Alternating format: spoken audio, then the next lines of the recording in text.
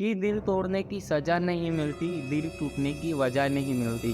Girlfriend तो बन ही जाती है किसी तरह, लेकिन उन्हें ठोकने की जगह नहीं मिलती। मैं 8वीं क्लास में था, तो एक टीचर ने सवाल किया कि बताओ कि भैंस पूंछ क्यों हिलाती है। तो मैंने कहा क्योंकि पूंछ में इतनी ताकत नहीं है कि वो भैंस को हिला सके।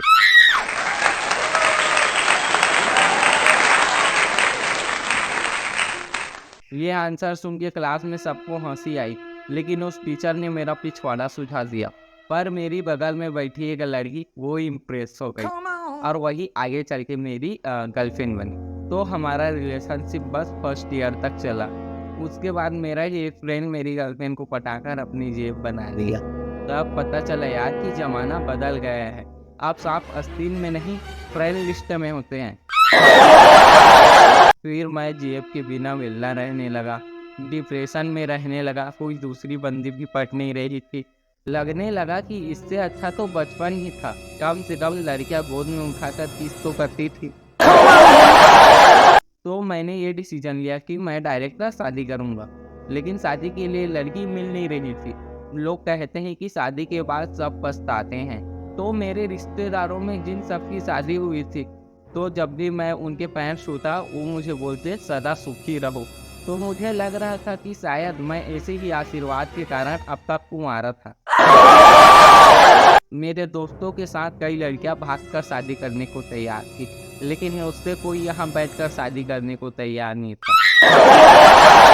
बहुत ढूंढने के बाद फाइनली एक लड़की मिली, तो हमारी शादी फिक्स हुई। तो मैंने सोचा कि उसे शादी के लिए सारी गिफ्ट कर दूं। तब मुझे एक सच पता चला कि जो सीरियल और मूवी में साड़ी गिफ्ट करते हैं ना, और वो तुरंत पहनकर दिखा देती है, तो उसका फाल, पीको, पेटीकोट, ब्लाउज कैसे रेडी हो जाता है। मुझे तो 1 हफ्ता लगा रेडी करवाने में। उसके बाद उसने वही साड़ी शादी में पहनी। तो हुआ क्या ना, हमारी शादी हो रही थी और शादी में ना एक छोटी सी अनहोनी हो गई कि आग से चिंगारी छिटक कर पंडित जी के धोती में आग लग गया। तो पंडित जी का जान जल गया। तो मैंने पंडित जी की मरहम पट्टी की और दवा में बरनोल और वाइग्रा लिख दिया। तो पंडित जी ने पूछा, बेटा ये बरनोल तो ठीक है, लेकिन ये वाइग्रा क्यों? तो मैंने कहा, पंडित जी आपकी जान जली है, तो धोती हमेशा उठी रहेगी। मैंने प्यार खोकर वासना में शादी तो कर ली, लेकिन मुझे कुछ ही दिनों बाद प्यार, वासना और शादी में फर्क पता चल गया कि वासना में पेंटी फाड़ते हैं, प्यार में उतारते हैं और शादी में धोकर सुखाकर अलमारी में रखते हैं। तो मेरी भी लाइफ वैसी कटने लगी जैसे बाकी शादीशुदाओं की दुख दर्द में कटती है। एक दिन मैंने अपने बीवी से कहा कि जानू चलो बाहर खाना खाने चलेंगे। तो वो बोली, अच्छा तुमको क्या लगता है कि मैं खाना बनाते बनाते थक जाती हूँ? मैंने कहा, तुम खाना बनाते बनाते थक नहीं जाती, मैं बर्तन मांजते मांजते थक जाता हूँ। तो ऐसे छोटे बड़े झगड़े होते थे हमारे, और मैं उससे ना बहुत डरता था, लेकिन वो मुझसे डरती ही नहीं थी। एक बार तो मैंने छिपकली वाला सूट भी बनवा लिया, जब पता चला कि मेरी बीवी छिपकली से डरती है। पर उसने वो सूट फाड़कर फेंक दिया। एक बार उसने थिएटर में पिक्चर देखने की जिद की, तो मैं उसे थिएटर ले गया। तो फिल्म खत्म होने के बाद जब हम थिएटर से निकले, तो वो बोली, मेरा छोटा सा पर्स चोरी हो गया है। तो मैंने कहा, मगर तुम तो अपना पर्स अपनी ब्रा में रखती हो। तो वो बोली, मुझे क्या पता था कि वो चोर था और चोरी कर रहा था। मुझे पता चल गया कि मेरी बीवी लॉयल नहीं है, और ये जान के मुझे बहुत ज़्यादा दुख हुआ। तो पानी गिरने वाली थी, तो मैं उसे ऑटो में बिठाकर घर भेज दिया और मैं खुद बाइक से भीगते भीगते आया। उस दिन मुझे पता चला कि ये बारिश का पानी सिर्फ आशिकों के लिए अच्छा लगता है, हमें तो सर्दी जुकाम हो जाता है। फिर मैं बीबी के बेवफाई से गम में डूब गया और खाना वगैरह नहीं खा रहा था। तो मैंने ये बात एक दोस्त को बता दी, तो उसने कहा चल स्टेडियम में आईपीएल देख के आते हैं। लेकिन मुझे आईपीएल देखने में कोई इंटरेस्ट नहीं था, लेकिन टिकट उसने कटाया तो फ्री था तो चला गया। और मैं उदास गम में उसके साथ आईपीएल देखने जा ही रहा हूँ, और ये मेरा दोस्त निकला गजब का मोटिवेट करने वाला। उसने एक जगह गाड़ी रोक कर मुझे बोला कि देखो वो छोटे छोटे बच्चे भीख मांग रहे हैं, वो खाने को किस तरह देख रहे हैं, लेकिन तुम ठीक से खा नहीं रहे हो। तो अगर तुम्हें खाने की असली कीमत पता करनी है ना, तो उन बच्चों से जाकर पूछो। तो ना मैं सच में चला गया उन गरीब बच्चों के पास और जाके सीधा पूछा, पानी टिक्का मसाला कितने का है? फिर हम उसके बाद आईपीएल देखने गए, तो वहाँ मैंने एक लड़की को नाचते हुए देखा, वो जो क्रिकेट में नहीं नाचती, और वो थी हमारे स्कूल के बगल वाले इंग्लिश स्कूल मीडियम में पढ़ने वाली एक लड़की जिस पर मुझे क्रश था। तो मैंने नीचे जाकर उसे आवाज़ लगाया तो वो नहीं सुनी। फिर अगले मैच में मैं और मेरा दोस्त आईपीएल देखने जा ही रहे थे, तो वो मुझे फिर से मोटिवेट करने लगा। उसने गाड़ी एक बरगद के पास रोका और मुझे बोला कि ज़िंदगी को दूसरे के लिए दान कर दो, जैसे ये बरगद का पेड़ ऑक्सीजन दान करते हैं, तो तुम ये बरगद का पेड़ बनो। मैंने कहा बनना है तो भांग का पौधा, अंगूर की बेल, महुए का पेड़ बनूंगा, क्योंकि ये ऑक्सीजन के साथ साथ आसमान में उड़ने की क्षमता और इंग्लिश स्पीकिंग कोर्स देते हैं।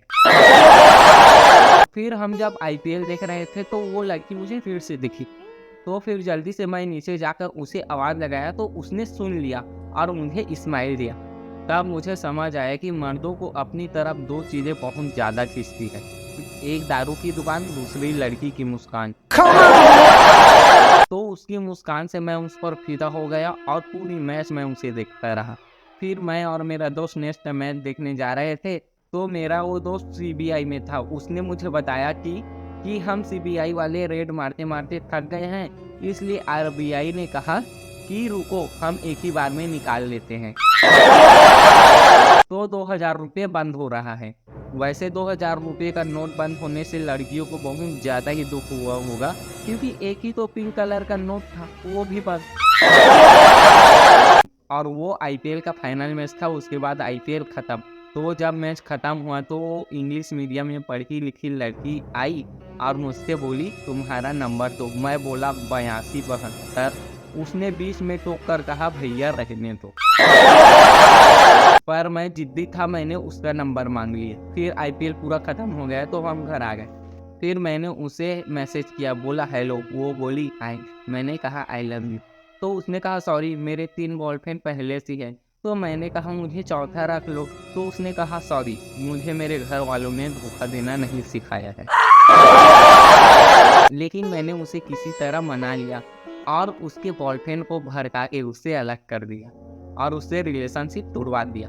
एक दिन मैं उसे बाइक पे घुमाने ले गया, तो गर्मी का दिन था, तो हमने तरबूज खाया।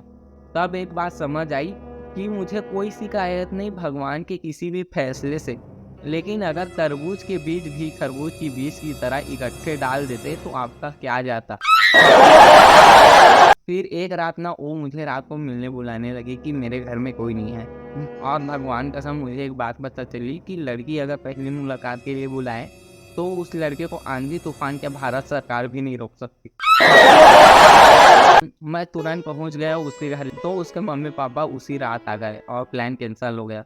तो मेरा दिल टूट गया। तो मुझे समझ आया कि दिल तोड़ने की सज़ा नहीं मिलती, दिल टूटने की वजह नहीं मिलती। गर्लफ्रेंड तो बन ही जाती है किसी तरह, लेकिन उन्हें ठोकने की जगह नहीं मिलती। फिर हमारा रिलेशनशिप चल ही रहा था, वो मुझे ट्रू लव करने लगी थी। फिर वो मुझे शादी के लिए बोलने लगी, तो मैंने उसे सीधा किसी जगह मिलने को बुलाया। मैं पहुंच गया तो मैंने उसे कॉल किया। वो बोली हेलो क्या कर रहे हो? तो मैं बोला मोटिवेट कर रहा हूँ। तो वो बोली किसे? तो मैंने कहा क्या मतलब किसे, तेरा वेट कर रहा हूँ मोटी। तो वो भी फटाक से पहुंच गई। तो मैंने उसे सीधा कह दिया कि मैं तुमसे शादी नहीं कर सकता। तो उसने पूछा क्यों? तो मैंने कहा मेरे घर वाले नहीं मान रहे हैं। वो बोली कौन कौन है तुम्हारे घर में? तो मैं बोला एक बीबी और 2 बच्चे। तो वो रोने लगी, बोला कि तुमने मेरे साथ चीट किया। लेकिन मैंने उसे समझाया कि मैं अपनी बीवी को डिवोर्स देने वाला हूँ, और किसी तरह उसे मना लिया और वो मान गई। लेकिन मैंने अपनी बीवी को डिवोर्स के लिए बोला तो वो नहीं मानी। तो मैंने ऐसे ही शादी करने का सोचा किसी मंदिर में। तो मैं मंदिर में शादी कर ही रहा था, पर हमेशा की तरह मेरी शादी में कोई ना कोई दिक्कत आ जाती थी, और इस बार मेरी बीवी आई, वो भी पुलिस के साथ। तब समझ में आया यार कि किसी को कमला पसंद नहीं मिल रही है, किसी को पसंद की कमला नहीं मिल रही है, किसी को मिली हुई कमला पसंद नहीं आ रही है। तो यही लाइफ है, इसी के साथ हमें जीना पड़ता है।